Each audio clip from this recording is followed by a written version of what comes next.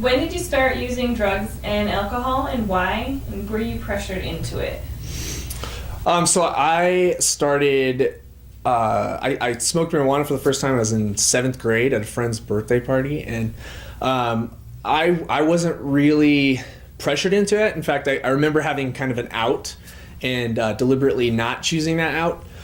For me, it wasn't really a pressure thing as I kind of explored that world of using substances, of drinking alcohol and using drugs. I actually was really excited and curious about mind-altering substances, and I really kind of jumped at the opportunity to experiment with those things. And as I explored that, one of the things that people always ask me is like, was it addicting? As I kind of got into it, for me, I never really got addicted to anything, but over the years, I really started to rely on marijuana in a way that almost looked like addiction. For me, it was really psychologically, it was something I was really dependent on, and I got to where I actually couldn't really bear living without it.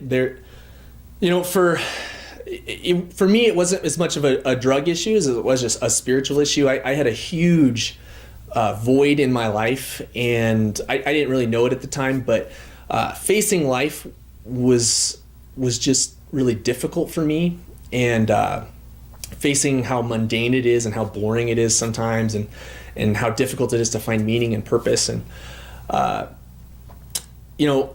I got to where I couldn't really deal with the stress of life, and I chose to kind of medicate with marijuana and with alcohol, to where I was actually, for stretches of my life, I was probably under the influence more than I was sober, and I actually really, really liked it that way. What was the turning point for you? When did you know you needed to stop? So I think for me, I didn't really choose to stop doing drugs on my own. I had a really, really crazy over-the-top encounter with Jesus, and he kind of pulled me out of a really horrible experience with hallucinogens. I had really gotten into LSD and other in that family of substances, and God really pulled me out of that. So after that, I kind of realized on my own, okay, this is spiritually a dangerous thing to be playing with. So that was kind of easy for me to quit. But like I'd mentioned earlier, I was so in love with marijuana, and I so was psychologically dependent on it. I actually was kind of forced to stop because I had gotten in trouble, and I had a probation officer, and I remember when I found out, she said she was going to put me on UAs, which is a urine analysis. So it tests whether you have different drugs or different substances in your urine. If you guys know any of that background, if you take a substance, it actually flushes through your body and then shows up in urine and blood tests. And so when she told me I needed to quit smoking marijuana, I actually cried in her office, which is kind of embarrassing, especially now when I look back and I'm like, how could I love something like that so much? But it was so important to me at the time.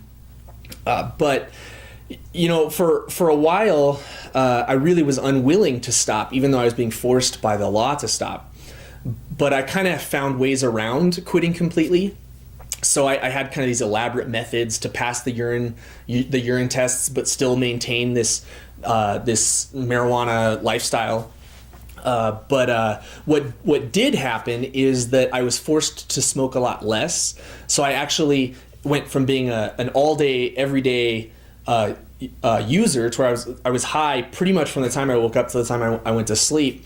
I wasn't able to do that anymore, but so there were stretches of time where I was sober, and then there were stretches of time where I wasn't. And what happened is, as I had this experience with God, I had given my life to Jesus, and through that relationship with God, I started to find purpose and started to kind of love who I was and love this life and love the life that God had for me.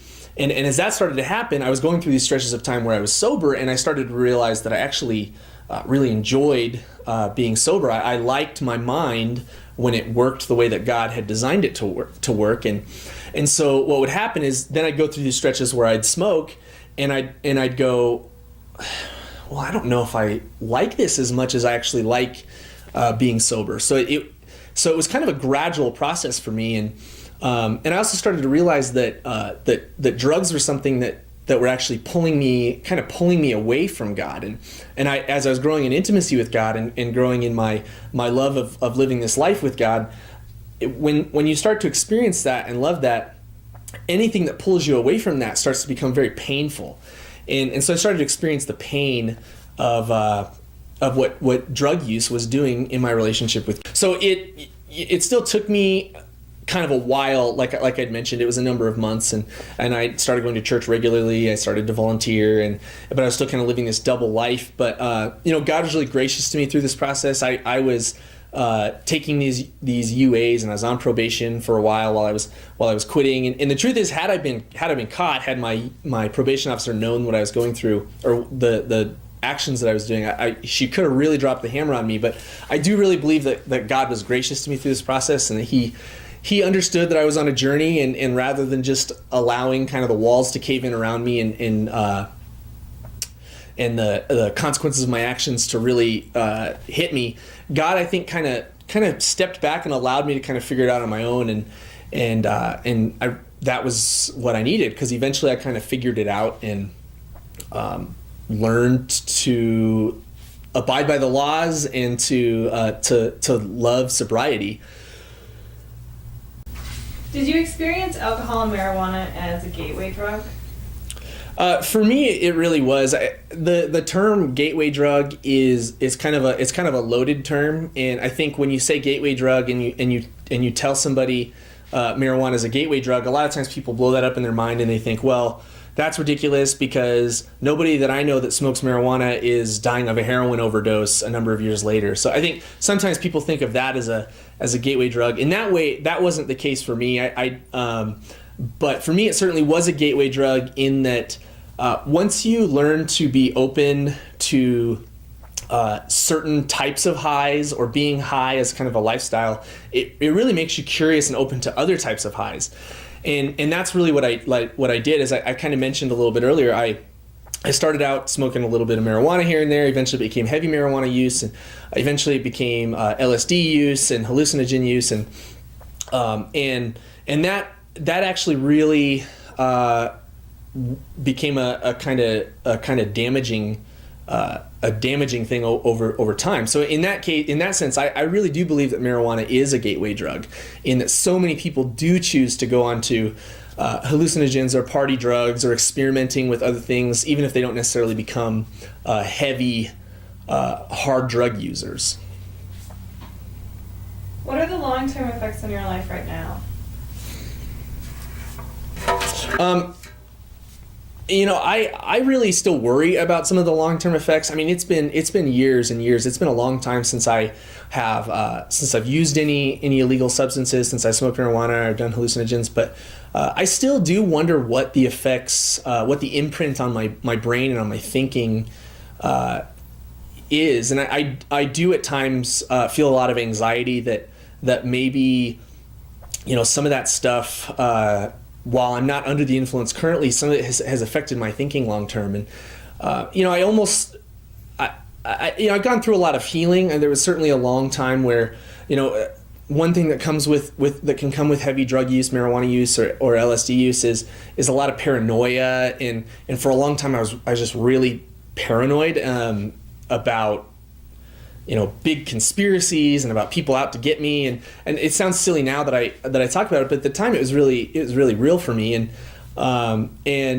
God's brought a lot of healing into my life and into my mind, but I do believe that I still have scars, and just because we're healed doesn't mean we don't have those scars, and I think about even Jesus's resurrected body, which was perfectly healed, so he still had the scars from the things that happened to him, and so yeah, as much as I believe in God's redemption and God's healing and have experienced that, I still do worry about those long-term effects, and I think maybe I hide them really well, and maybe some things that people see as normal, maybe I wonder, would I have thought this way had I not gone down that road? And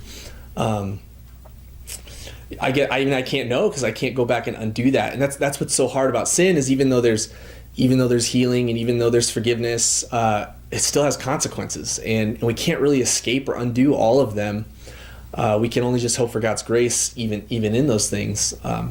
But yeah, I do definitely worry about long-term consequences. I think I'm doing okay, but yeah. What do you wish you would have known as a teen before using drugs? That's a hard question to answer, because I don't think there's anybody out there that doesn't know that drugs are bad for you. It's really drilled into us by our parents, by our schools, and everybody we just know drugs are bad. If you walked around and asked any 6th, 7th, 8th grader, hey, are drugs good or bad? They're gonna all say that they're bad. But there's a difference between knowing something and really understanding something. And what I've come to, I really wish that there were some things that I could have understood before that I understand now, only maybe without having had to learn them the hard way. And the consequences, that there are things that you can't undo. I think a lot of people get into the drug lifestyle because it's fun, or it's a way of dealing with boredom, or chasing curiosity, and I think on the surface it can seem kind of innocent sometimes. It's sort of just expected that a lot of teenagers are maybe going to experiment with marijuana or experiment with drinking, but nobody really understands that there are consequences to those actions. And again, we think of the big consequences. We think of death and overdose and addiction and lives falling apart. But, for some of us, there are spiritual consequences. I think that drugs can maybe affect our ability to hear and experience God, or can affect our ability to have intimacy and closeness and friendship with other people. And those are things that you don't get statistics on that. But they're real consequences, and they're consequences that we kind of don't expect when we're just goofing around with our friends. And so yeah, I wish I would have understood all of those things, even though I did know them. But again, there's a huge difference between knowing and understanding.